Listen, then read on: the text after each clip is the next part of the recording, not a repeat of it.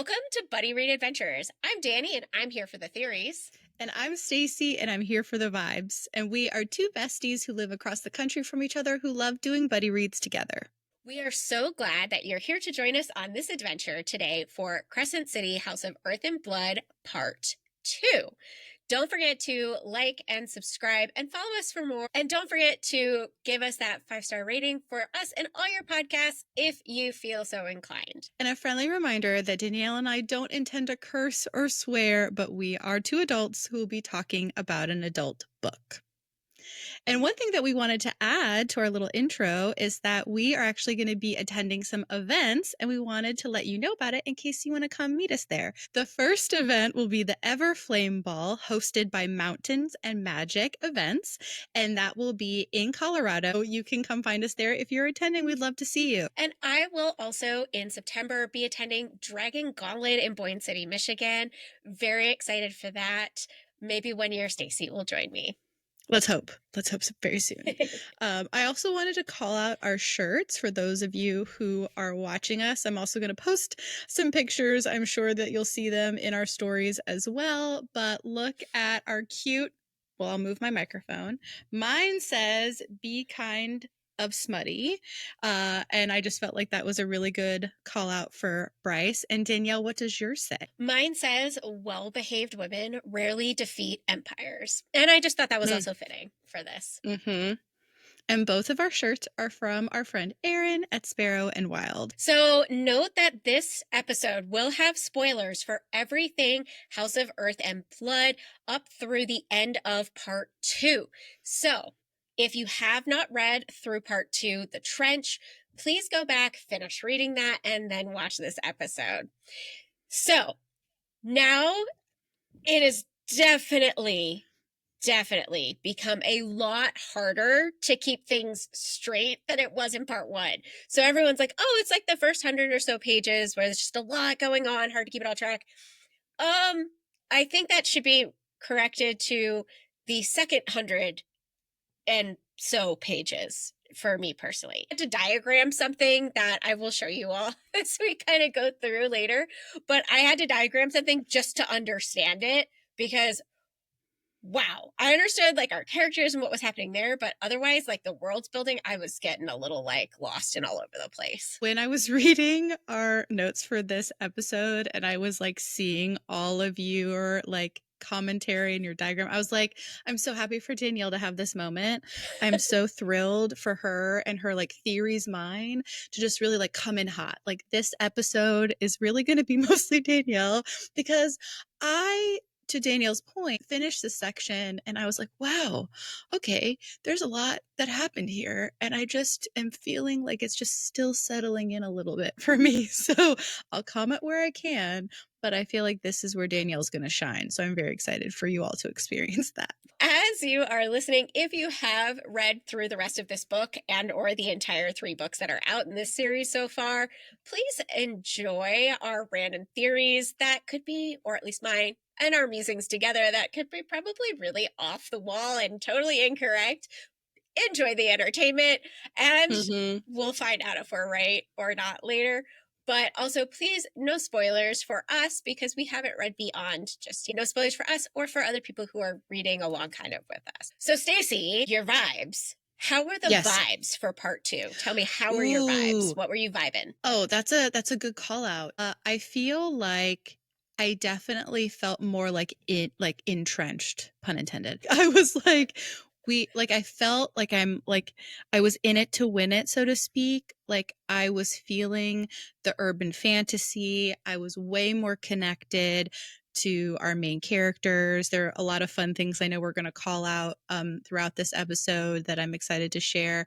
But I left being like, okay, like there's a lot here to unpack, and I may not be able to mentally be there yet, but I'm curious. I like want to know more. So I feel like it was kind of like gritty vibes, but also like fun things were happening too. There's a lot of mystery still. Those are the vibes from my perspective. Well, from my crazy theory brain, you should know, Stacy, that my notes for this one part of the book were longer than the entire book of Heat of the Everflame. Like, I had more notes for this one little part than that entire book as we were kind of going through. I was like, I feel like this is my longest set of notes as I'm like reading. And then I went back and I was like, yep, this is Oh my longer than the gosh. entire thing of Heat. Yeah, that it was quite long. But yeah, so we're starting 22 months later, which we need that missing time. I mean, also, you know, there are other books we need missing time from. Right. That one's going to be a little bit longer. Won't spoil that just in case anyone's reading that series. Stacy knows what I'm talking about, though. We need some hours accounted for. We need some hours accounted for. It's going to be a few years before we get those hours, but that is okay. Author, take your time. As we were going through the drop, I don't know what I know what I was expecting, but that was not what I was expecting. I somehow expected it to be like they jump off of this like really, really high cliff waterfall. I was not really expected like you go into like a clinical high tech room to do this thing. It makes Aaron's Sparrow and Wild designs make a little bit more sense now for the drop. Yeah. Although I thought it was just like this party they do after, like that's kind of what I associated it with initially. It also to me does feel a little weird that like the government and the company like takes their first light and like powers things. I don't know. It just felt off to me. And I don't know if maybe there is something nefarious there or if I'm just like reading too much into it. But I don't know. Something feels like special about it, but maybe it's the payment. I don't know. It just feels odd to me. Yeah. I don't know. What impacted me the most about learning how like the drop process is I really thought it was kind of beautiful that you have this anchor person that like you can't do it by yourself, that regardless you need someone else to be able to like pull you back, and it's stronger or more impactful or certainly probably better to have it be someone that you know and someone that you like really are connected with and really love. And so it's just like even more heartbreaking knowing that Bryce and Danica were going to be each other's anchor, and now Bryce doesn't have that. No, I read it differently. My understanding is they were going to do it together, and Connor was going to anchor Bryce, and somebody else was going to anchor Danica. So they were doing it together, but they were because that way, like, because whoever did it first, the other one couldn't anchor. My understanding that's a good point. That's a my good understanding is that you can only anchor if you've gone through it. I could be wrong. But Connor was supposed to anchor Bryce, is my understanding. And that hurt. It's still heartbreaking. That hurt. It's just heartbreaking in general. Yeah. All of it around there. But I also liked the like phase names, right? You have like the drop and the search and the ascent. Like I just feel like that's also just like a really interesting picture. And to your point, like there's a lot of focus on the after, the party, the celebration, and just like the silly things that Bryce and Danica were going to do. I think there were like shot glasses or something that like Danica wanted to create. Like it's just like a sweet thing that, you know, Bryce has to now figure out something else. I mean, there's a lot of foreshadowing that I kind of picked up on that. And I mean, we don't even really need the foreshadowing. Bryce is going to make the drop at some point. We know that. But like she talks about, I wonder whose first light powered this or that. Like it comes up a lot. She comments a lot on that. I do really think it's very interesting. It's not what I was expecting at all. That's probably a drop that's more like fantasy as opposed to like urban fantasy. I see what you're saying. Yeah. Connor, that hurt when I found that he was supposed to anchor Bryce. I forget who was supposed to anchor Danica. I do feel like we need a prequel about the Fallen. So, like, when it all happened for Isaiah and Hunt, I mean, we're learning a lot about that information and, you know, what really went down. I mean, it's coming to us in drips and drabs, but we're getting quite a bit of it. But it would be really, really cool to see, kind of like how for Game of Thrones, there is House of the Dragon. So we're seeing that kind of like, we know what happened, but we actually get to see it play out and all the dynamics and characters and everything. I think that would be really, really cool. I mean, I know we all need like the next book and things like that and all of that, like the next Akatar book that just said, hey, we have a draft done, which is very exciting. But I think it would be kind of fun and cool. I don't feel like we have to have it. I just really would like it. It would be fun. Oh, well, sure. Even if it's like a novella or something, right? Like, even if it's just like a little bit of a taste, it doesn't have to be as thick as the other books Oh are. my gosh. There's a lot packed in, which I appreciate, but whew, gosh. Yes. Yes. This is why we're breaking this into parts for our Hmm. episodes, because there's just too We much. need this. Yeah. But speaking We're of that, making this accessible. yes. But speaking of that, like our part titles in the book, it was cool to kind of learn that they are the territories in hell. Hmm. Weird, scary, concerning, but also like, okay, although there are more territories in hell than there are parts of at least this book. So Right.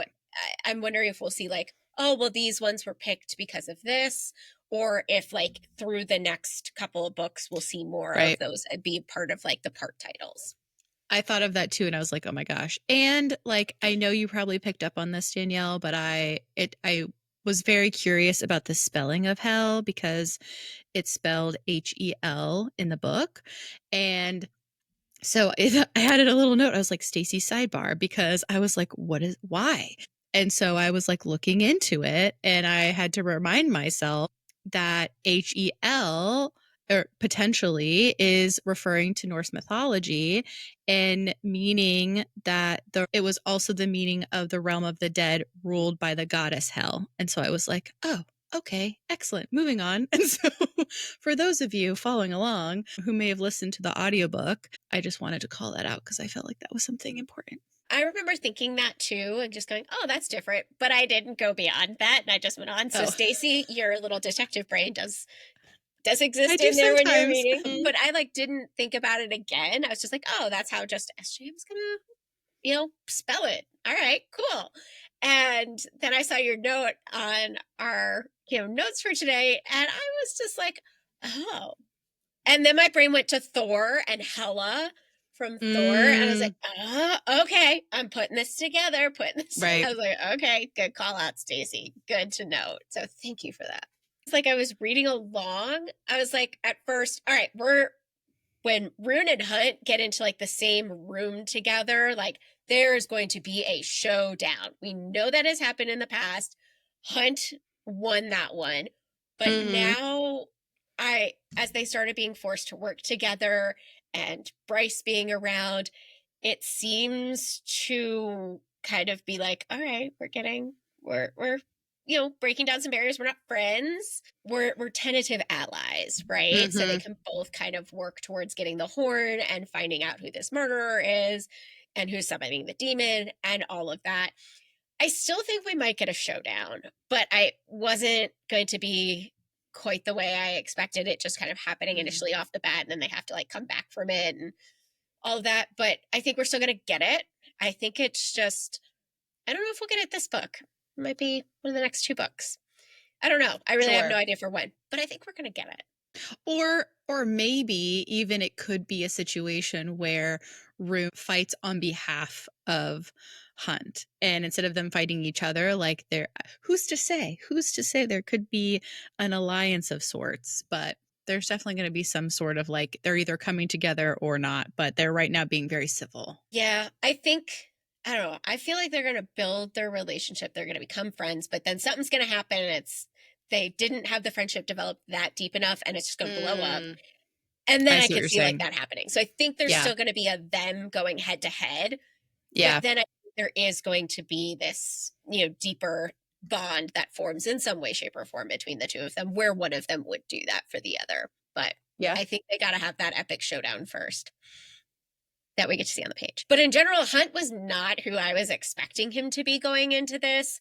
Like, one, into the book in general, but then two, even going from part one into part two, I don't really know exactly what I expected, but I do like it. And it makes a lot more sense for his character to be this way. But he was not what I was expecting at all going from part one to part two or into this book, period.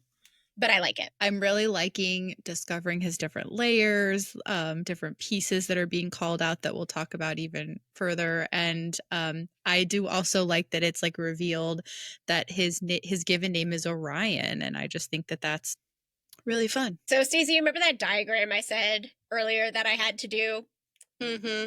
I'm ready to talk about it. So I Oh, got really please. confused as to like the ruling structure, who reported to who, how the city kind of worked. So I diagrammed it out and we have it.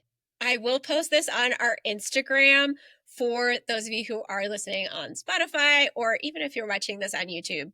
It's hard to see just me holding it up to the camera, but I will post this on our Instagram. But it's helped so much to kind of really understand. Like, I knew Micah was important. I didn't realize he was like the head honcho in the city until like I Mm, really started to like break this up, because it's like one really dense paragraph that goes over this entire ruling yeah. structure and everything. And basically, you also have councils within councils that give a semblance of democracy, but really aren't. But my thought with this as well was, is it so complicated that us as readers have problems understanding it, or at least it takes a little bit to get your mind wrapped around it, right? Hmm. Hmm. And is it that dense and that convoluted because it's meant to be not only for our readers, but for the people and the citizens of Lunathian? So I was wondering Yeah. if like that's intentional. I believe it. I would believe it. As I just sort of vibed with it. I was like, people are in power. They're evil. Some of them are like less evil, but they're not doing really that great. And they're these like, people are, have to serve their time. And yeah. So I wasn't fully ready to like comprehend all of it, but I knew there were things in place. So I appreciate the diagram. Yeah, I mean, once you find out like what happens to these people that are in prison, like you find out about, Briggs and what happened to Hunt as well. It's like, oh, like kind of towards the Hmm. end of this part, I was like, wow, that's pretty intense. Like this is not cool.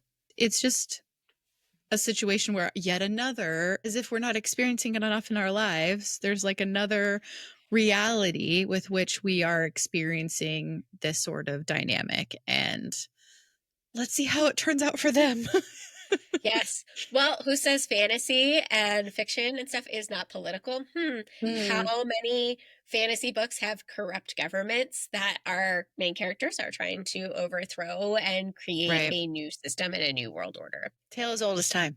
In addition to this really gorgeous diagram that you put together, folks will be able to see our logo on top, which I know we include in a lot of our posts about our page as well. But I do just want to call out our designer, Jess, who is incredible. Continuing to read through, I had lots of thoughts on this horn that we're looking for, right? In part one, there was so Mm-hmm. much other stuff happening that I was kind of just like, oh, there's this thing stolen, and my brain was just trying to process a new world and a new system and new characters. So I had thoughts on the horn, and I kind of did turn out to be at least a little right, or at least right for the context and the information that we know at this point. It's Luna's horn, which is, an important goddess of the city. And it does seem like it can summon demons as well Mm, as stop them. So it's kind of like a dual thing. And it closes the rift, but it can also open it and summon them. So my only really questions left is, who and how is it going to get fixed? Because it's going to get fixed. Like it's just, it has to happen, or it's already been fixed, or maybe they keep. Ooh, Stacey, I just had a thought. Maybe it's getting fixed right now, and that's how they're summoning the demon. Like they're doing it as tests. I think yeah, like there's more to it, like the people being targeted and all of that. But maybe it's because it's in progress. But they also have to use the city's power grid to summon right. it and give it a, so maybe they're That trying to. extra surge. Exactly. So I'm wondering if that has something to do with this, is that the fixing is happening and that's how we're able to call more frequently, because maybe it like uses its power. Because I also have questions as to why hadn't it been touched for 22 months? Like nothing, it doesn't seem like Like, anything happened in that time frame. right, exactly. Or like nothing of significance. Because it talks about also that the horn can only be fixed, and it says it here on page 300, or repaired, excuse me, can only be repaired by light that is not light, magic that is not magic. And that alone stirs up a whole bunch of questions. But I just feel like it is going to be connected to our people, but especially to Bryce. I just feel like Bryce is somehow tied to that, and I don't know what the answer is. Yeah, there goes your vibe and brain again. I There didn't think goes about my that, but I agree vibe with you. and theory brain. My vibe and theory brain. Oh, the Yeah. horn. There's a lot to unpack there. I'm also wondering if it does more than just kind of summon and fight against the demon. Has it not just been taken so it can be repaired, but also so it can be modified to do something else or more? Oh. We'll accept hints. No, I'm just kidding. In the No, comments, we'll no accept. hints. No, I want to keep my theories in my brain kind of going. No. I just love that there's the potential for comments to be like, for Stacy's eyes only. And then it's like No. just kidding, just kidding. It was fun to also see the different uses of the salt. And I Mm, mean, Bryce took the salt with her at the end, the obsidian salt. So, okay, what's going on with that? Like, but when she goes to the meat market, she does it to get the Viper Queen's attention, which is kind of hmm. interesting. Yeah. But we see in other stories that, there's usually like one type of salt, and it's usually protecting people, humans, specifically from witches. That's really common. I will never forget this fact because Hocus Pocus was like my childhood movie. Yep. And yes, we all know if you've seen Hocus Pocus, what a clever little white witch. Thank you, Bette Midler, for that Yes. wonderful line. But Ah. here, it has so many uses, and it's the different types of salt. So we have one for purification, protection. Yes, we do still see that. That isn't gone. Another for spell work. There's red salt, but I don't think we found out what the red salt is. I'm wondering if SJM intentionally left that out for us Mm-hmm. because we can't know its use yet. So I'm very interested. And then our obsidian summons are demons, the very bad ones, specifically the obsidian salt. Salt. I I don't know. appreciate also how much Bryce likes to push boundaries and how she like doesn't really loop hunt in. She's like, I'm doing a thing. And he's just like, okay.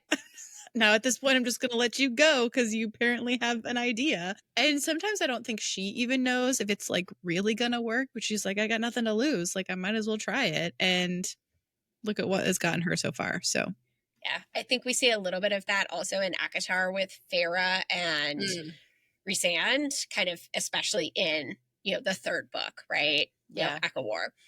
We do see that also in Throne of Glass. I won't say the characters, but we do see it. If you've read it, you know exactly who I'm talking about. Stacy hasn't read Throne of Glass, so I again, no haven't read spoilers for it. her for that. Don't put But any this spoilers for does that either.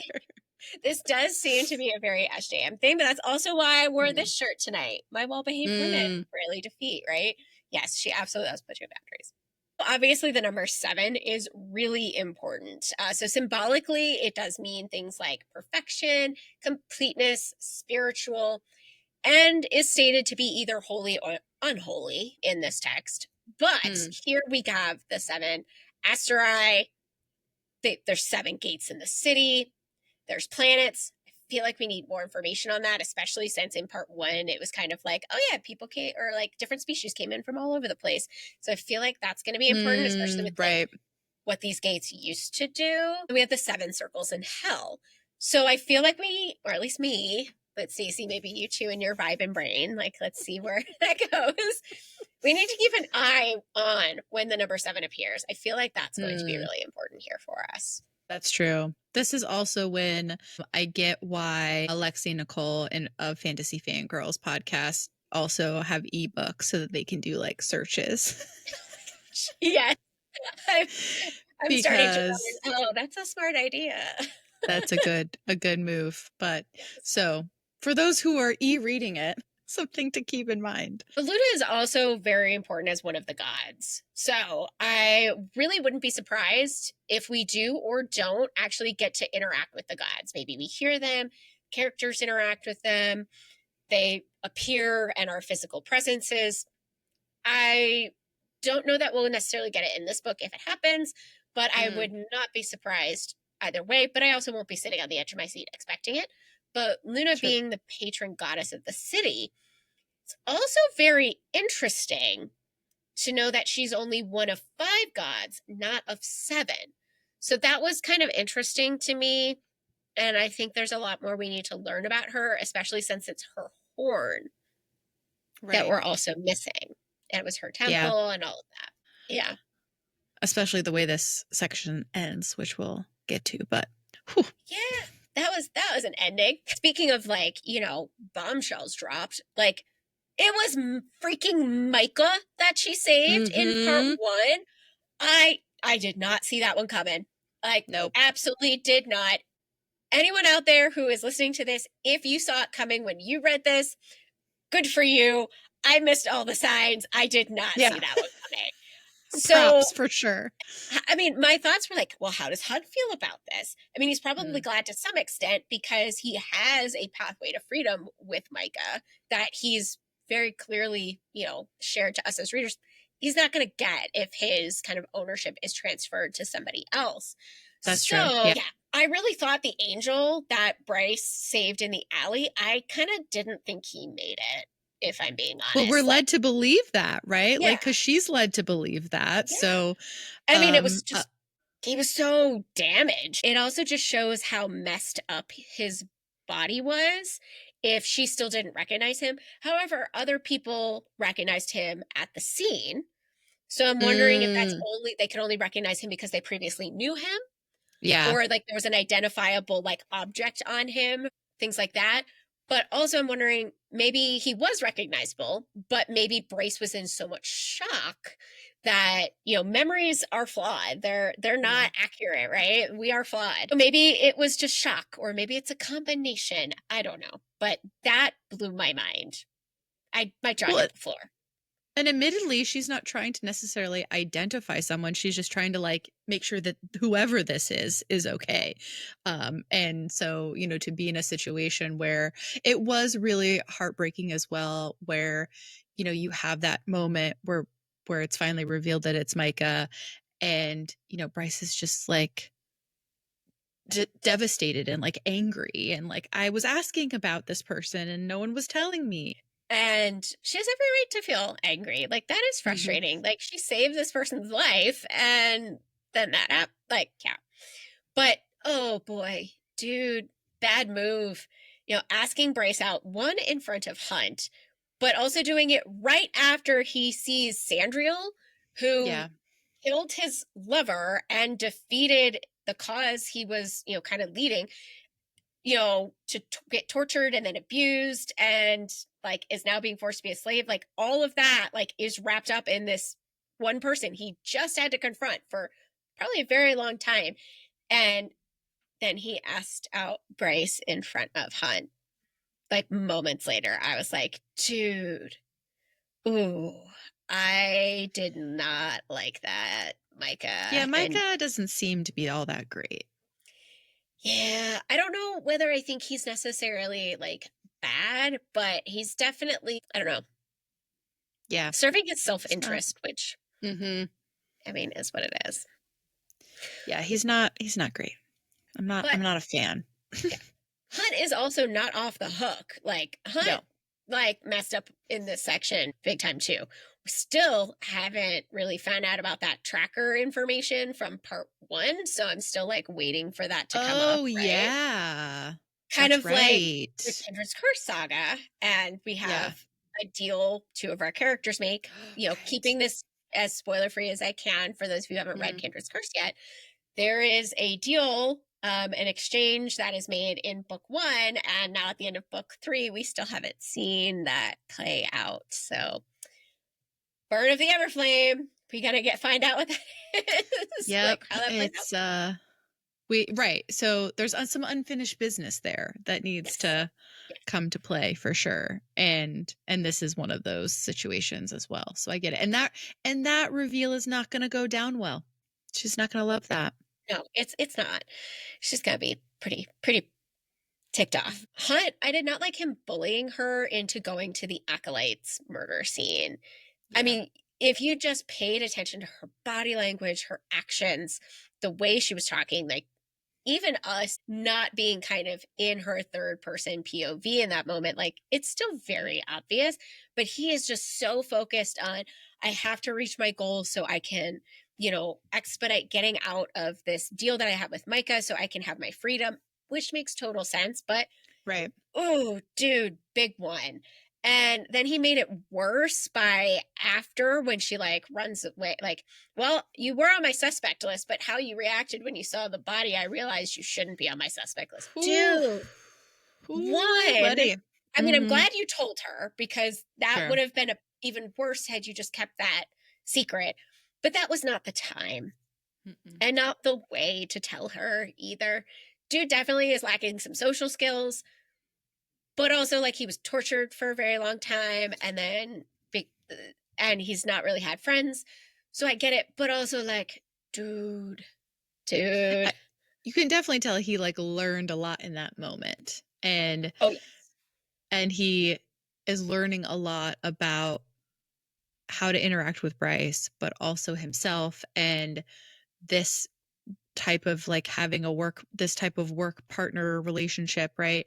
And then sitting with that and realizing like, hey, I'm just checking in. But also we like witness on the page him processing all of that and wanting to like go to her and apologize. And I remember writing somewhere in the book, I was like, we love a man who apologizes. We love it. We love accountability. So yeah, there's some growing pains there with Hunt for sure. Yeah, he did grow. There was a lot of personal and character growth in this part for him, absolutely, but that was a bad moment. I remember getting to the section where Lily Lahaba is talking to Bryce because Bryce is like mad at Rune and she's mad at Hunt and she's like, She's mad at the against world. both of them. Yeah. And Lily says, Bryce, like Rune and Hunt are they came down to visit me. They're nice to me. They talk to me. And she's like, Danica never did that. And I was just like, oh no, that's very heartbreaking, but also like a testament to Rune and Hunt as people, and also Rune and Hunt as people in Bryce's life. So I just like wanted to call that out too. We also have to remember like characters can't be perfect, right? Totally. So I think it also does add a little bit more dimension and depth into Danica's character that we're seeing kind of, Mm-hmm. after and everything. But I was like, oh no, Danica, er. Like I I know. wanted to give her a It's shame like, on you, Danica. yeah, like what's up with that? I like Um, Lily. I know Lily's pretty great. I feel like we should transition now to favorite moments and quotes. Lily's going to come up a lot for I feel like toward in a little bit towards Yes. favorite moments in this section cuz she's a good bunch. I feel like we have to acknowledge, right? Like Danica set Bryce up for success in terms of putting her in the will, making sure she had money, making sure she had so she could stay there. Exactly. And be set up in this really nice place that she would otherwise not be able to afford. It is sort of beautiful that Danica and this like deep, profound friendship that they had is like taking care of Bryce even after she's gone. So I think that that's something that was like really special. I also loved the line where Bryce is talking about Hunt and she basically is like, he was gorgeous, horrifically, indecently gorgeous. And I was like, yeah, I get I it. like the indecently. Like, Indecently, that's yeah. just like the cherry on top of the cake for this line. Yeah. And you can just But picture it. You're like, oh, yeah. yeah. And then like like him thinking about her and something he couldn't quite place. Mm. Like the gleam of first stars at nightfall. The gleam of first stars at nightfall. I was like, oh. And then like, I don't know, it was just like That's a beautiful. really great, vivid, beautiful imagery that SJM really created here in this part. Rune's power, he has the power to summon and walk through shadows. Okay, what does walk through shadows mean? Oh my God, I freaking loved that. And I want to see that and I need that. Mm-hmm. But I was like, I don't understand. But like, ooh, I got very excited. My I know how much shadow you daddy love loving heart. shadow daddies, Danielle. I know how much you love a shadow daddy. Yes. Yes. I So mean, that made me very who excited. among us? When are we going to see it? Okay. I hope we get to Right. see it. Okay. This is going to be one of, I just realized this is now going to be the other thing that I will get stuck on. Sunball will be the first. This is the other thing I will get stuck on that I just have to know that this Mm. actually probably will have more importance in the plot than Sunball. So Maybe just a little. I also laughed so incredibly hard when Hunt was telling Bryce to open up the curtain so he could watch TV, even though it was some reality like TV show and he didn't want to watch it. But he was like, I have nothing else to do. Please allow me to watch your junk. And then later, when like Sirens kind of came out and like Mm. nipped at him for sleeping on the job, I was like, but then Cyrix later wakes up Hunt on Hunt's first night sleeping inside of the apartment. Yeah. Yeah. I mean, it was just like, I'm loving this dynamic between the two of them. It's very, very cute. And to your point, that ask of like wanting to watch TV kind of reminds me of like when you're on an airplane and you don't actually want to turn on your TV in front of you on the seat, but you end up watching like the row in front of you, whatever they're watching, Yeah. and you don't even want to hear it. You just like want to watch it because more than likely you pick the movie you've seen before and you were just like watching it through or like a catty corner on the aisle. I You go can back. picture it so well. Like the two of them, and they're just Mm-hmm. really stubborn, like, I will not give an inch, like personalities. Him on the roof of an Yeah. adjacent building, her window, and then he like flies up and knocks on it because she won't answer the call or hung up on him. It's just Mm-hmm. it's so funny. So It is funny. I kind of am sad that he's no longer stuck on the roof, but I'm also very glad he's no longer stuck on the roof. Give some more depth now that they can be They closer. can actually interact in a better way. But I do love how much Rune is really caring for his sister despite the distance and the, estranged relationship that they've had for the last few years. It does seem like it's starting to heal. I think it is going to be rocky and there's going to be a lot of ups and downs, Yeah. but you could tell he still really, really cares for her. And I think Bryce does too. She's just got all of her shields up. What Yeah. happened 22 months ago? I guess maybe now it's about 2 years ago, but Yeah. she's got those shields up. She's terrified. Mm-hmm. We see that with the changes she's made, but I love how we can really clearly see that for Rune. Yeah, and there's an opportunity, right, for them to have these little bits of like, okay, we're interacting. Okay, now we're kind of working together. Okay, now we're kind of doing this thing, So it gives them runway to be able to build even further. And Bryce playing with Hunt as their relationship develops in terms of like getting her nails done, but she's really not getting her nails done. She's trying to get information from somebody so she can Mm-hmm. actually, help solve this case. But then she comes Yep. out and she's like, "Flaunt my nails" in his face. I just was like, I can just picture his face being like, "I want to strangle you" or something. Just like, please get those nails out of my face. Well, and to that point of being like another way in which people look at Bryce and think one thing is happening and something else is happening underneath, and how she's very smart and very clever and she's able to navigate some of these pieces of this mystery, or even get some intel that Hunt would have never thought of, because or none of the 33rd thought of before, because how would they have access to this, or how would they have even thought of this? So I always like it when Bryce is able to prove people wrong and be like, yeah, I'm more than just a pretty face, like I can get things done too. So go Bryce. Yeah, I mean, we have that where Bryce even says, there's nothing wrong with being a party girl. I don't get why the world thinks there is. It's easier for me when people assume the worst about what I am. It lets me see who they really are. I just thought that was so powerful. I also Yeah. think it's very poignant that the word is what I am, not who I am, right? Thinking about, again, objectifying women, objectifying other people less than. She's also half human, half fae. Right. So she's already a less than in that category. We can change that word party girl for so many other different things in our society. And things that we shame people for what we shouldn't be shaming for, right?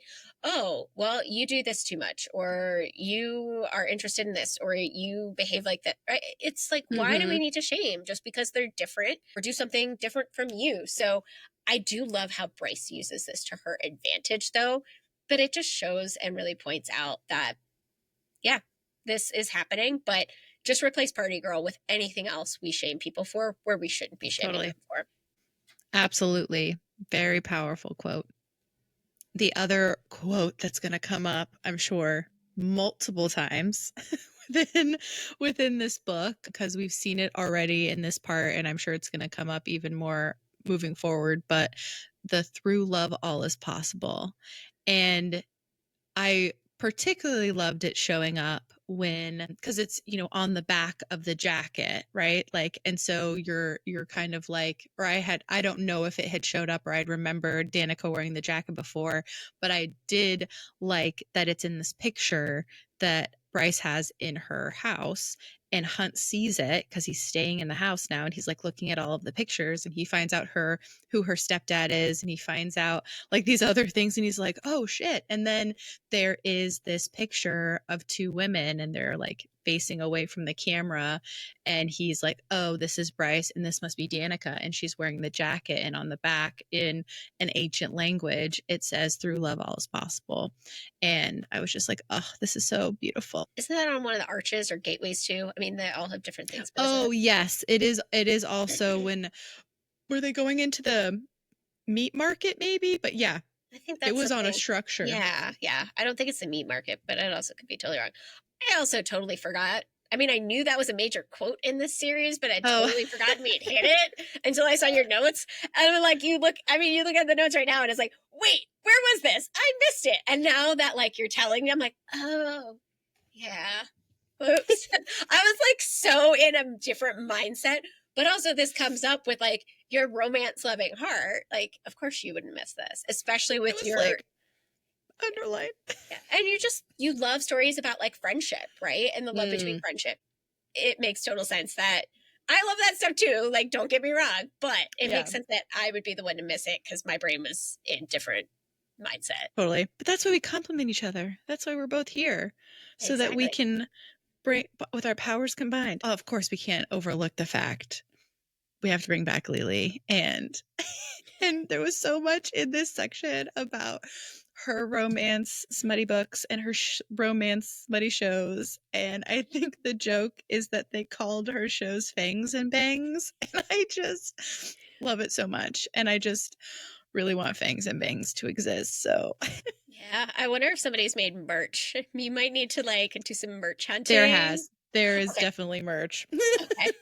Have we purchased said merch? I have to be careful about looking up merch for a show, But if you know that looking it up. exists, like if you've seen it, you can get that piece. I mean, there's that, but yeah, but I also I came across it, but I can't. I have to be careful. Note to Yeah. everyone else who's starting a new series: don't look up fan art. Don't look up merch. I made the fan art mistake. Fan art mistake. Don't Yeah. do it. Don't do it. You'll ruin things. But yes, I did happen through looking at another store. I saw that they also had like a very cute Lily thing, and then they also had Fangs and Bangs, and I was like, well, all right. But yeah, I feel also like Lily's, like this aspect, minor ACOTAR spoiler. So if you have not read ACOTAR, or at least read through all of the books, like the whole series, because this is the spoiler for book 4/5, depending on whether you count the novella in there. It reminded me of Nesta, Oh, sure. Yeah. right? And her, like, the House of Wind just leaves her the books, right? And then her smutty books. It's true. Yeah, absolutely. Nesta connection for sure. And I also I love when we can have a meta moment of like characters being excited about romance books and we're reading you know what I mean? Yep. Like, I think that can be really fun. Okay, we've moved on past potential spoiler. Welcome back, those of you who skipped a couple of seconds.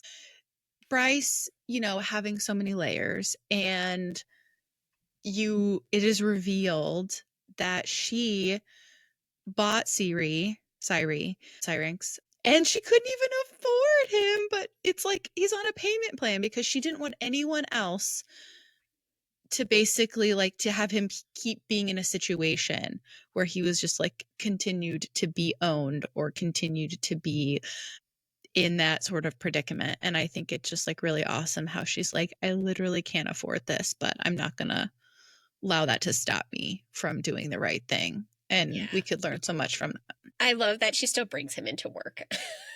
Yeah. Like he doesn't have to like work anymore, but he still comes to work. But also Yeah. like Hunt and I think it was Isaiah had the conversation like earlier in this part where they're like, well, can't they just like appear and reappear? Like walls mean nothing. And so why is she locking him in like the crate, right? Why like this makes no sense.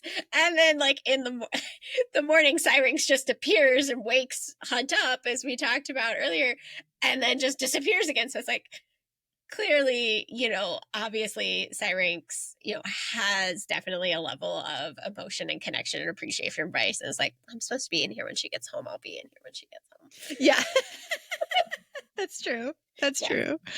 Oh my gosh. Could you imagine, Danielle, if Duncan, your chinchilla, had the ability to just I'd lose get my out mind. of his cage? But he'd I'd always lose my be mind. back in it by the time you came home. So it's like, Yeah, no, he wouldn't do that. There was one time I was working from home and I over lunch went, sorry, I'll sidebar. I have a chinchilla. He's a really grumpy old man. He's sassy, but I love him to death. And I went and like interacted with him over my lunch. And then I come back and I was in the middle of a meeting and I see something go past the door.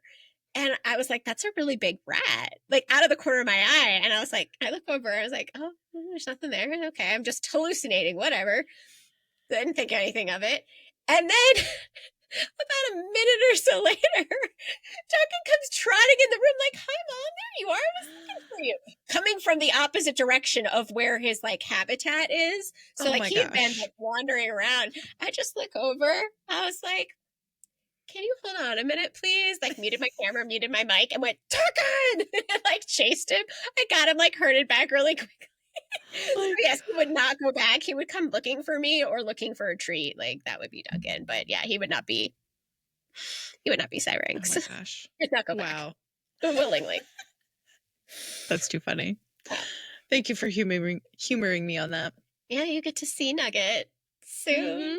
But another line I really liked about Bryce, that stupid effing ponytail seems to cross its proverbial arms too. I love that even something like her hair really speaks to her personality, what she's communicating, her persona. Like, I just loved that.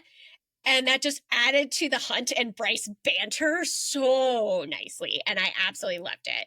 And I love that she also records the Sunball game for him. So when he has to go off and do nasty stuff for Micah and that assignment and everything, but she records the Sunball game for him. And that was just... It was really cute. And I loved that moment as well. I loved it. And it's like right at the end of a chapter. So you're just like, and I, when I was looking at your comment about that in our notes, it reminded me how like later on they are watching a Sunball game and he's wearing a baseball cap and he has it flipped backwards. And I think he's like just wearing very casual clothes and he's like watching the game. And Bryce is like looking at him like he just looks like a guy. Like it's very guyish. And he's like, what? And she's like, I don't know. It just is going against this image of you. And it's just it's throwing me off a little bit.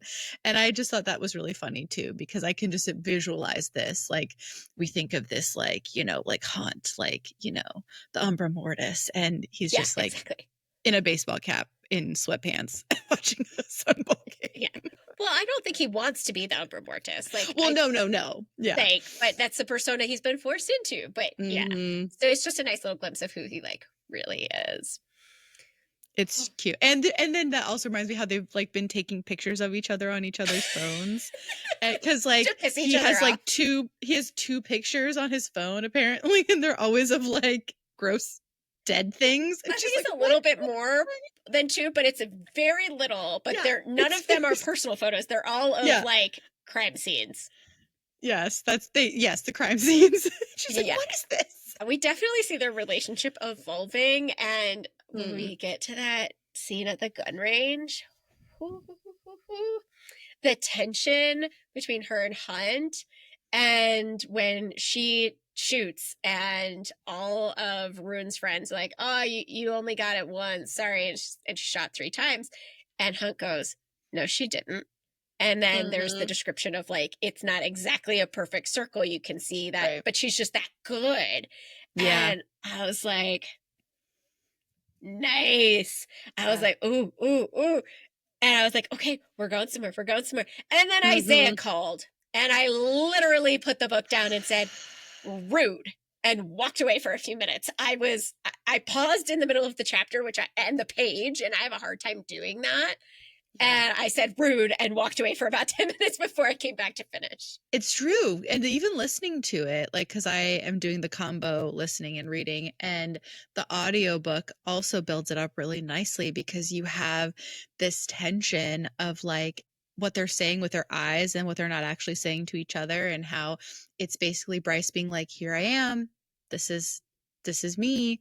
And Hunt's like also goes to do a shot and he does it right in the same where her other shots went, so that they're all in line with each other. And I was just like, that's really hot. And he's basically like, yeah, I see you and I want it and I'm here. And I was like, oh, okay. And then yes. And then to your point, it's like shift into, I and know. it's the biggest, it's like the worst thing because ultimately, right? Like Isaiah is revealing a big news, and it not only ruins that moment, but it ruins the moment of knowing that there's another murder. And so it's like this fun that everyone was having, air sucked out of the room situation naturally.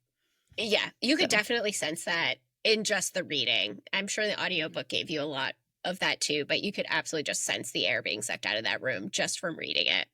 But in general, I understand why that had to happen. It's very much in line with storytelling, especially romance arcs. And while I may in the moment get really, really annoyed that like there's these almost moments or they get interrupted and then they don't get to continue for a while and then they like question themselves and talk themselves out of it and it takes forever to build back up to that. I'm reading a book right now that I'm almost finished with that happened a couple of times. I was like, so while I do love me some slow burn, I absolutely love it, but I get annoyed while I read it. But I really like it. I've found, but I get annoyed while I'm reading it, even though It's I part love of it. the fun. Another delicious moment that I feel like we have to just bring up. We have to just touch on it a little bit. You know, Hunt's at the house. Hunt's over in his own room. Bryce is like brushing her teeth.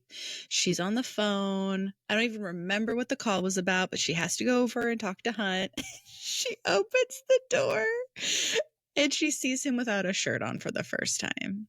Yeah, she or does. maybe or maybe not even for the first time, but she's like able to really see him now, like you're like actually paying attention. And it's like right after like they've had this whole like dialogue around how he's still like pining for his one true love. He will never love again. Like you're led to believe that like his heart is forever broken. And Bryce is like, oh, well, okay, I guess that's it then. And so she sees him without a shirt on and she's basically like eyeing him and she's like kind of scanning his body.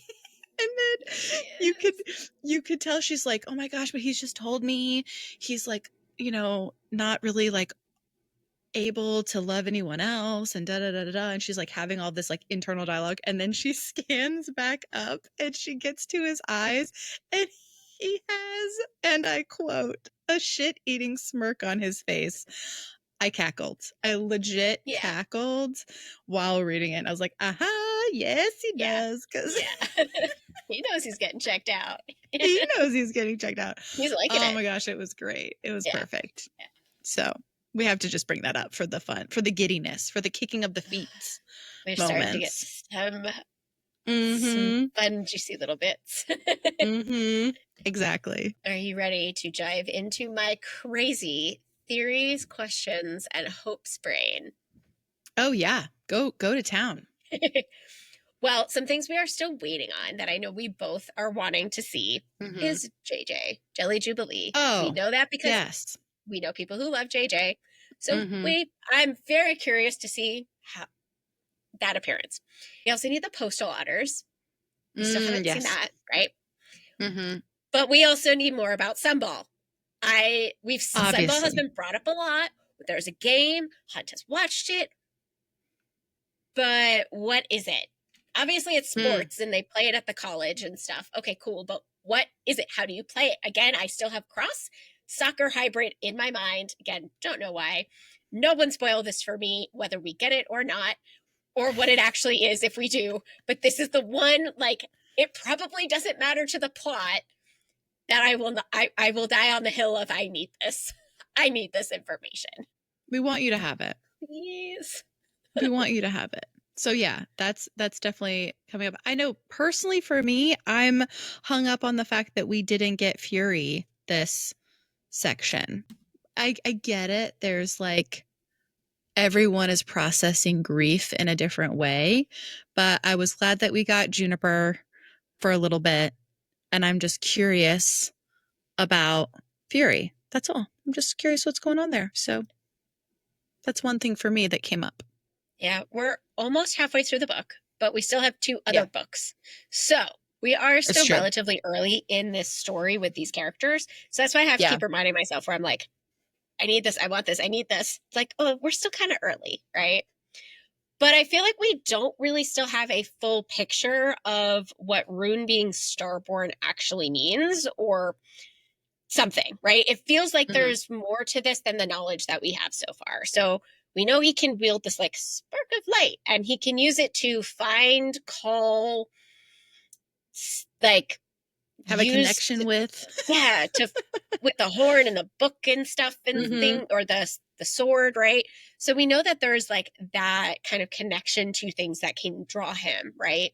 But that's like all that we Mm. have. So I'm like, there's more to this Starboard thing, or I'm reading too much into it. But I feel like this is going to be significant as to what Yes. this really means. Obviously, his father, the Autumn King, is like, I'm angry that we're losing power. You're an example of why the Fae are losing, like, Mm. of the Fae losing power, right? Because the Starborn Prince used to have all this incredible power, and all Rune can do is just little light. Like just I mean, his and amazing it other takes so power. much. Yeah, and it takes so much energy for him to even do that. But then also with Rune, his Oracle visit, the royal Mm. bloodline ends with Rune. Well, what about Bryce? She's royal blood, right? She's Yeah. his sister. So, what does this really mean, right? Is this a kind of play on words, misunderstanding, Mm. things like that? So, is this a hint that maybe like the bloodline isn't ending, but the royal part of it is ending, right? That they dissolve. Mhm. It's a monarchy because it's king, but it's also not a monarchy. Like when we think about like our structure, right? So I'm still a little unsure like why king and like the Viper Queen and stuff like that. So Right. I don't really know. I'm just gonna call it monarchy because I don't know what else to call it. So is it an end to like that monarchy and maybe the way Mm. the Lunathian is ruled essentially? Or does it really mean that he and Bryce do not have children? Or could it mean that Bryce has children, but she's never recognized or received, so the royal bloodline kind of Right. doesn't die out, but the fact that it's in line with that does because Rune doesn't, right? But also, do we trust oracles in this world? Mm. And are they only able to see and hear or like see and share so much? Because that is very common in fantasies. I can only give you so much information. I know more, but I just can't share. Or is their vision really limited? And so it's Yeah. like interpretation, right? So it's up to interpretation. And they may not get it exactly right. Or maybe he's misremembering the word bloodline, right? So many things here, lots to unpack. We're just going to have to kind of see where that goes. There's a part of me that loves an oracle moment in a story because I'm always like, ooh, what are you going to bring to the table? What like mysterious thing are you going to reveal that, like, to your point, isn't the full truth, but we're going to carry it through the whole story and we're going to figure out what it means. I mean, that was Rune's part. And then, there's more to that in terms of the other people that go to Yeah. see the oracle too. And what Well, comes up there? I'm also Danielle. Yeah, we'll get to that. But I'm also, now that like thinking about it, is the Oracle basically the Suriel of the series, like spilling the tea? And I feel like it can't be with like the information No. given. Like, Yeah. but I wonder if like we'll see the Oracle again, or if just the information about the Oracle is just gonna like has given is gonna be really important. But when Hunt goes, like, I love how Bryce and Rune are like, nope, we're sitting on the bench, like way back here. We're We're not good. even getting Yeah. anywhere near this place. And so it's like Hunt has to go to get this information from the Oracle about the horn and the demons and all of that. And the Oracle he's like, no, I don't want to know my future. No, I don't want to know anything about me. Mm-mm. I just want to know about Yeah. this one thing. I feel like each person gets like one visit in their lifetime. That's what Yeah. it feels like to me. So again, that's why I'm like, maybe it's not the Oracle spilling the tea, or maybe different characters go and we get the spill of the tea that way. Right. We'll have to see. The Oracle tells Hunt to stay away from Bryce. And I was like, okay, all right. So Which feels heavy. Yeah, I clearly did not like that. So Right. I gave a little side eye to our Oracle, but we need more information on this because the Oracle freaked the F out over Bryce's. Like, I mean, Yeah. screams, said, get out of here, all of that. Like, yeah. It clawing at face. Yeah. Mm-hmm. So I'm also wondering, is it for that reason that the Oracle told Hunt to stay away from Bryce? Is it because of Bryce's kind of spiel or future telling, whatever you want to call it? But I also feel like maybe Bryce hasn't shared with us. Like, we don't know everything that happened. Like, I feel like maybe she got some information in there that she's just like, I'm not telling anyone. But if she didn't, the Oracle definitely knows, and we need that information. So, like, whatever that information was that caused the Oracle to react that way, we need it. Oh yeah. That's gonna be big. It's definitely gonna be huge. Piece of intel, piece of info. And it's also like one of those things where it was like known throughout. Like what happened, like people could hear the screaming, people knew that it wasn't a good reading, you know what I mean? So she's kind of infamous in that way too. I know that there's something big also around this whole summit thing that's coming up, right? Yep. / we're in it right now. By the time the end of part 2 happens, we're sort of like the people are in the area and you know they're kind of getting to the summit, like being here. So you definitely know that something's about to go down. And the fact that the Autumn King, it's like mentioned several times, they got to keep Bryce in line, like kind of keep her in check and like make sure she doesn't do anything crazy, right? So I just am anticipating that in part 3 an epic thing is about to happen, and that feels like we're teeing up something to happen with the summit. Yeah, I feel like shit is going to go down at the end of part 3, very beginning of part 4. Like, I think there's probably, even if I'm right on that timeline, there's still going to be shit hitting the fan in part 4. But yeah, I think we're going to get something in part 3, or very, very beginning of part 4 at the latest. And then there'll be something more in part 4, like close to the end, because it's SJM, last 100 pages. I was going to say, we can't have the end of a book this thick and not be destroyed in some way. You know what I mean? Yeah, yeah. Because we were already destroyed. I was destroyed a little bit. You were destroyed a little bit in part. We were destroyed a little bit. Part 1. Yeah. But we're already. It's fantasy and it's SJM.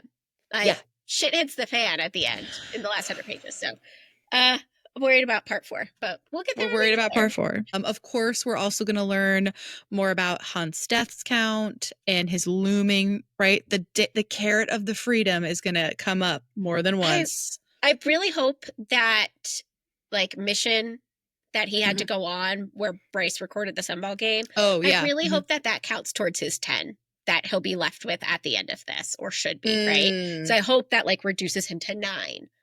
Right. I see what you're saying. Because otherwise it's like, what was the point of doing that? Well, that's just if we don't actually accomplish the mission. So I really hope it counts towards his 10. Yeah, I see what you're saying. You can definitely tell, or at least from that particular last one, it's like they are counting so much harder. Like it's just even more of an emotional toll, as one would expect to happen, that, you know, they're just not feeling the same. It's not rolling off of him as it once did. I'm presuming, like it feels very heavy. The other thing that I feel like I and maybe you had the same read, but I feel like we're also going to get more on this memory that keeps coming up that Bryce replays in her head of the like accident between her and Danica, where Oh, Danica, yeah. the like motorcycle, there's like a motorcycle accident, Yep. and Danica like goes to like protect her during the, I don't know, but there's something there that I feel like we're not getting the full piece of yet. But that's also because you hear Danica say in this memory, "I love you, Bryce. I'm sorry," and I'm not quite sure what the sorry is referring to Yeah. entirely. So I feel like there's more there. And it just also kind of reminds me that I was really glad that Hunt asks, like, "Hey, were you two lovers? Like, what was Mhm. up there?" Because I was like, "Yeah, people want to know." But actually there was a part of me that was like, "You know what? I also don't need to know." You know what I mean? Like it can be this like secret, right, between Bryce and herself. And it could also just be that they're just like this beautiful friendship and they love each other. Cause like that, you and I say that we're just like, Mhm. we love each other, right? And like, Yep. this is like, I also believe that there are friendships in our life where you can have a love for this person and it not be romantic. And that could be very well what this is. But it could also be this like little secret nugget that we don't fully know yet. So, anyway, Yeah, I just felt like definitely. that's more I want to know about. I'd forgotten about that moment, but not forgotten about that moment when you started talking about. I was like, "What memory? Like what fit?" Like, I was like, Mm-hmm. "Oh," and I was Mm-hmm. like, "Yep, the bike." All right, so another potential Akatar spoiler warning here. So fast forward like 10, 15 seconds ish if you don't want to potentially hear this, but it really shouldn't be a big spoiler. But we have the Archesian amulet and the Mm. Archeron sisters. Mm-hmm. So, is there a connection here, or is this just something SJM does? She does do this with something with Throne of Glass and Akatar, which I won't spoil for you, Stacey, but you will see. And in that, there wasn't a connection. She was just using similar words, right? Oh, I see. Okay. And kind of adjusting Archesian, Archeron. Mm-hmm. So I'm just not sure if it's similar root words or if there is a connection here with the Archeron sisters and the Archesian amulet because their father was also a traitor, right? Right. That's true. We are done now with potential spoiler. This is something I've been thinking about, kind of going back to like, Danica and that relationship that they had. And we talked a little bit earlier about them doing the drop together, right? And how important that was to them and meaningful. And now that Danica is gone and Connor as well, because Connor was going to anchor her, who's going to anchor Bryce when she does the drop? It's going to happen. Like that in Yeah. my mind will be literally blown if she does not complete the drop. I mean, Mm-hmm. everyone is like freaking out that Bryce hasn't made the drop yet, including her friend Juniper when the club explodes and Right. gets really upset. Like, how could you try to protect me? Like, I've made Mm-hmm. the drop, Bryce. You haven't. Like, you're the one who needs protecting. So I'm wondering who's it going to be to anchor her. Like, I mean, I felt so bad for like Hunt. Like, Hunt had to have just some city official like anchor him. Right. But I feel like it's going to be Rune or Hunt for Bryce. And I keep going Mm. back and forth on who it's going to be. So I feel like it's going to be Hunt. That's what my gut is saying in this moment. But I reserve the right to change my mind. Absolutely. And it's SJM, not to throw a curveball, but I rarely have these moments. So I'm just going to like put it out there that we're going to be led to believe it's Hunt. You know what I mean? And then it's not going to be Hunt. And then I'm not saying that like something's going to happen to Hunt. I'm just saying that there might be a situation where Hunt is not able to do it with her at the time where it needs to happen. Not because he's unalived. I don't want that. But I'm just Okay, you're saying. scaring me now. No, My theory brain I is don't getting have in panic anything. zone. You're I have sending my nothing. theory brain into panic zone. I have nothing to go off of. Just knowing how SJM's mind works and her like love for the like ripping out from underneath us tactic. You know what I mean? That we love her for in a way, you know what I mean? But like you writer brain also know like Yeah. you want to take the reader down, give them a false sense of security, and then, Do I really want to give them a false sense of security no, or do I I want to don't keep I on don't their you toes? wouldn't. You wouldn't. You wouldn't necessarily, but one could. One might. We'll see. We'll see. So anyway, not that I want that to happen, but in that moment, that's what I felt. Okay, continue. Please move on. Yes, before I get more scared for our beloved Hunt. Please move on. I don't, speaking of hurt, I don't know even where to Gosh. get this line of where it hurts the most. So the Viper Mm. Queen says this to Brace. What does this mean? Yeah. How is this even going to play into it? Clearly, it's got to be some like emotional hurt, right? I think there might be like a physical hurt associated with it, but there's going to be an emotional trauma that's associated with the physical hurt in this case. Is it losing someone or learning a really, really bad truth about somebody you trusted, right? I'm just like, I'm scared. Like, I don't even know. My brain doesn't even know where to go. It's just like spinning thoughts in here as a whirling vortex, and I can't even pick out a couple of ideas other than bad emotions. Yeah. But then my brain is also going completely AWOL over who done it, because we still don't know who's summoning the demon. So I feel I love the way SJM wrote this because I feel like I was very much with Bryce in her thoughts and her processes in terms of who it is, all of that stuff. Let's be real, the Autumn King is on our list, or at least on my list. There are some good reasons for the no's from our characters in the book, but I'm not quite aligned with them like to rule him out exactly. So he's got to be involved in some way, shape, or form, maybe even like secondary or tertiary involved. So maybe like, you go do this, you make this happen. I don't care how you make this happen, just make this happen, right? I don't want to know anything else. But also, where does the Autumn King title come from? Like, there's no district with that name, but I mean, also, I mean, the Viper Queens at least makes a little bit sense, but yeah, so I don't know. I'm not ruling out the Autumn King, but I also do understand that there's probably some really good reasons for no. But the fact that he's so hung up on the Fae not being as powerful as they used to be, that sends off alarm bells in my head. The only other time in the verse, right, that I've read thus far. Okay, so Akatar and Crescent City. Akatar and Crescent City part first half. But like there's an Autumn King there. Yeah, but I mean that's because there's the Autumn Court. Oh, I suppose that's true. I don't know. But yeah, so it's also again is this kind of like what she did with Throne of Glass and Akatar, where she's using some of the same words or root words to be in multiple universes. Or is this a massive verse theory that people go into the deep rabbit holes on, which I haven't watched much of that because a lot of it involves Crescent City and I've been avoiding spoilers. Yeah, trying to avoid them as well. Anyway, we'll get there. We'll get there, but keep going. Yeah. Not to interrupt your flow. Yeah.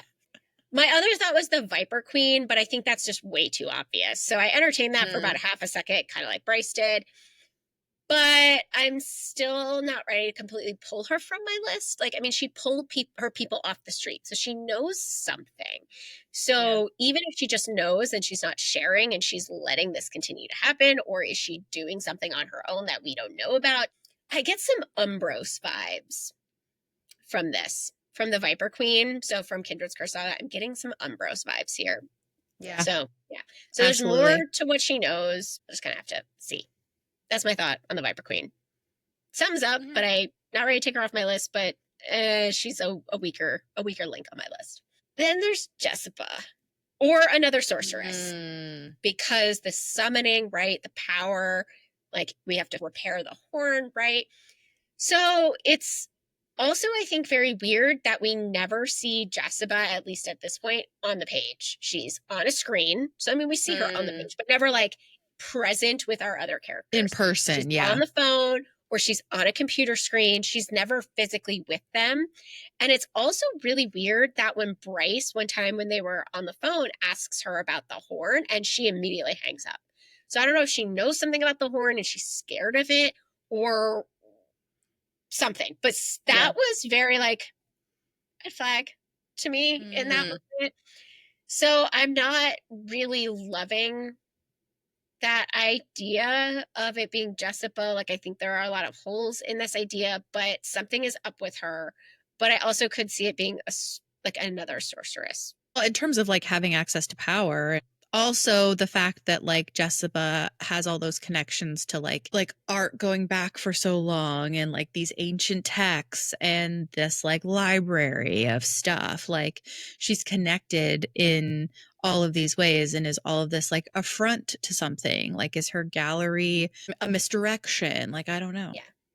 Well, I mean, she also turns all these people that she doesn't like into animals, like That's right. small animals, and like puts them in cages in her That's right. basement of her shop, and Lahaba has now named them.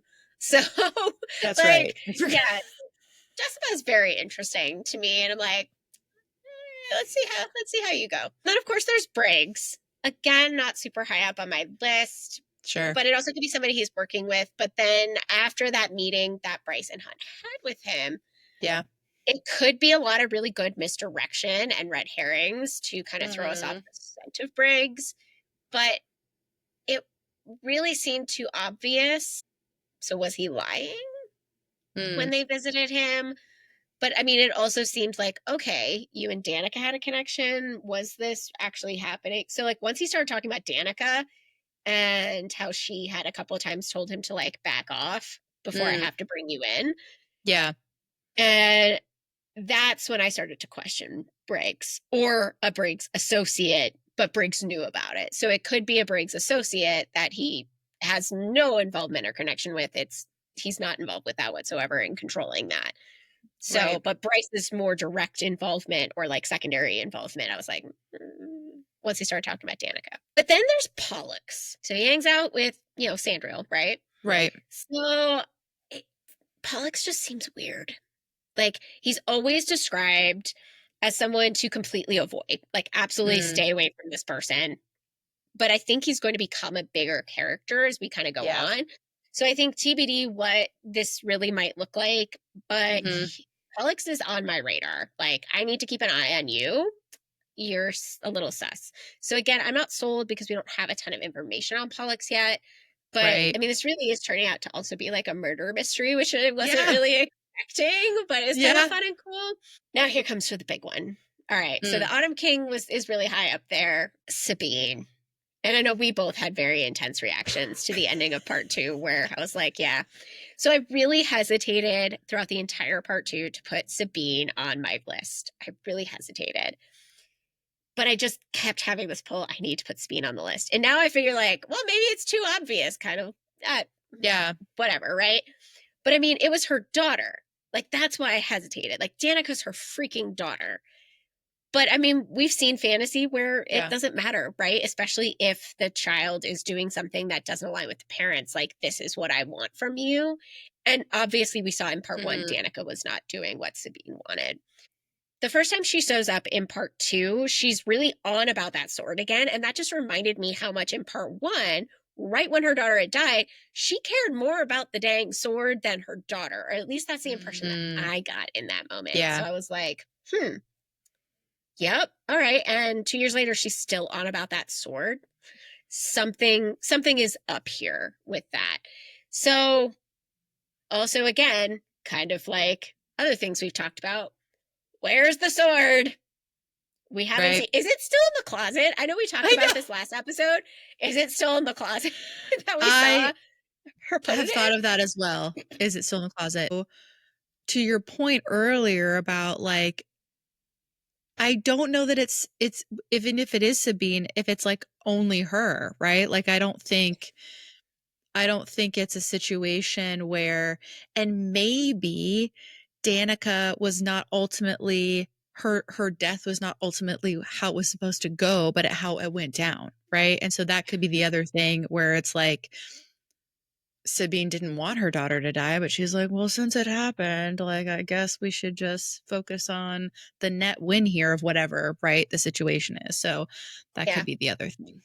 Yeah. I mean, maybe she sent it out to get Bryce, right? And, you know, Danica and the pack were the Oh, unfortunate incident because I don't know that you can really control this demon much beyond summoning yeah, it. But also, right. like, the demon's clearly targeting people. So, how is the demon really targeting people? Is it because they've touched the sword or they touched the horn, Mm, right? Because Danica was also near the horn when it disappeared, right? So, like, the horn is connected to this and this demon. So, I mean, obviously for the reasons we already know, but I think there's some more that we really don't know here. And then when we find out that Sabine was like on duty and was potentially very likely involved with the cover up of the footage of when the horn went missing in terms of the audio of that, because the video was gone because of the blackout, but the audio should have still been there, but it was from way across the city.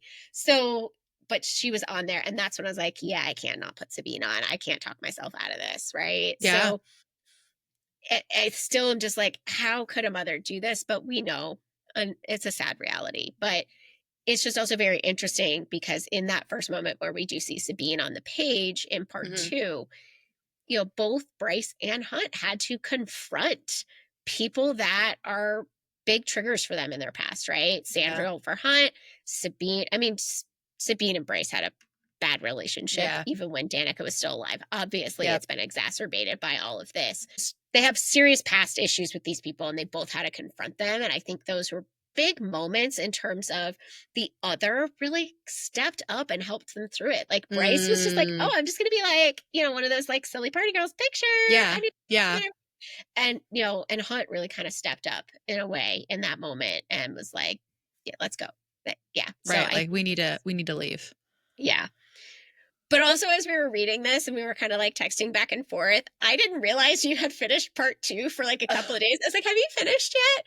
Because you had texted me that you were like, oh my gosh, Sabine. And I was like, I don't know which moment. And I don't want to spoil that there's two Sabine moments for you. So I was like, you didn't say anything else. And I didn't know how to word it to ask you differently. And you're like, yeah, I finished it. That's when I was talking to you about Sabine. I was like, oh. Because I love when I text you after you've already like gotten past me or finished and you don't want to give anything away. You're like, yep. Like you're like, mm-hmm. Yep. Mm-hmm. Yep. Yep. That is a thing one would say at that moment in time without any additional information. My boss is reading Onyx Storm right now. Oh, and no. he's coming into my office like every time he hits like major points. And he came in one time about you know, I'll tell you like exactly the moment so we don't have any spoilers. But it was another one of like, I need a little bit more context. Yep. And like, then he finally gave it to me, and I was like, oh, okay, now I know what I can say and what I can't say. But yeah, so that's what it's kind of been like. That's what it was like here for that. It was like, and I was like, oh, good, you did finish. I can actually talk to you about this now. We can actually prepare for this episode now. So, but I just thought of something also, which is like bringing us back just a little bit. But when we were talking about how, you know, we've learned that Danica was at the temple. We learned that Danica, you know, obviously had like a connection with the horn. And it's interesting because Bryce is like, oh my gosh, I didn't know Danica was stationed at the temple. Anytime I brought up the horn being stolen, Danica would be like, pretending like she didn't really like care too much about it. So there are these little like things that are being planted that I feel like we're like learning more about Danica, obviously, after the fact. You had a realization? Yeah, you remember that line that I was like, I don't know what to do with this. And it's the where it hurts the most. Maybe she's going to learn something. Maybe it's learning something about Danica. I think it's going to be tied to Danica because Danica is so raw for her. Oh, dang. Ouch. We do tend to romanticize relationships that were hard to lose for us, whether they're friendships, whether they're familial, whether they're romantic. We do tend to do that. And I think that, you know, we are seeing this through Bryce's POV, not Danica's, right? Well, I do have one more suspect. Okay. Oh, yes, please. A character that we either haven't met or was in like half a sentence on the page or got like one little name drop. Oh. And we just haven't seen any more yet. I think it's somebody who at least we've had a name drop at this point. So I don't think it's somebody we like flat out haven't met. But I also could see it, and I don't know who, but I think it could be like a little random name drop. Like that's why I'm saying like I think it could be that because like it, you know, Rebecca Yarros freaking does this. We know Rebecca Yarros does this to us, right? Mm-hmm. You know, it could be SJM doing the same thing. Like, oh no, you've gotten it. You just actually had to pay attention. well, how close? There's so much going on. It's like what exactly Right. is important, right? So I think Right. it could be all that. But I just think it just in general is so interesting, and I really want to know why there was nothing happening for 22 months with this demon and Crystallis demon. Mm-hmm. 22 months, no murders, no demon summonings that we're aware of. Right. And then there's 3 within this very short span of time. That's important to note. I know. But what's happened? What's changed? We've got the What summit. person? Oh, good point. But then why did they do it 22 months ago? I The don't got summit any. probably has something to do with that. I don't have anything to add Yeah. to that. But I also want to know the person who's summoning the Crystallos, what did they have to gain or fix or do? Like, what does summoning this demon, what do they get from this? How does it serve them? And also, planet alignment. Mm. I mean, that seems to be a thing here. So, Yep. yeah, that's where my theory brain has kind of been going off, and I have lots of questions. And I felt like with the last part, I immediately wanted to start reading part 2, but with this, but it was like, oh no, we have to pause. We have to wait till we record before I can read part 2.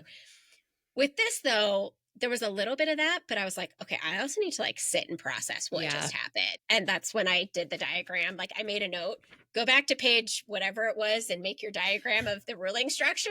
And it took me like three passes at reading that to just start creating the ruling structure, which again, we will post on Instagram so everyone can see my fun little diagram, my very rough sketch. And thank you all for going on this journey with us. It is quite a journey. I didn't realize we were going on a murder mystery journey, but you know, here we are. We are on a journey. We are solving riddles and puzzles. Very serious ones. So stay tuned for part 3. Will we get our murderer? Will we solve our murder mystery? Probably not. Will Danielle get her sunball information? Probably not. But here's hoping. If you love this so much and you want to experience Danielle and I live, please, if you already have tickets to the Everflame Ball, come say hi. If you don't have tickets yet, I think there are still a few of the late night option, and it's through Mountains and Magic Events. So you can absolutely join us if you would like to and come say hi. And then you can see Danielle where? I will be at Dragon Gauntlet in Boyne City, Michigan. That is already sold out, unfortunately, but I'm very excited to go there in September. But yes, Mountains and Magic events does still have tickets to the Everflame Ball. It's here where I am in Castle Rock, Colorado on August 30th. So very excited for that. This will be our first epic reunion since I moved from the East Coast out to Colorado back in 2021. So that is how long it is going to be an epic, epic reunion for us. Yes. We're very excited. We're counting down. You'll follow along on that countdown journey with us too online. Yeah. So thank you so much for following us on this adventure. Be sure, if you're enjoying, to follow us on Instagram at Buddy Read Adventures for even more. And go ahead and like, subscribe, and give that rating. We would really appreciate it. And don't forget to do the same for your other podcasts that you're really enjoying. But we'll see you next time for part 3 of House of Earth and Blood.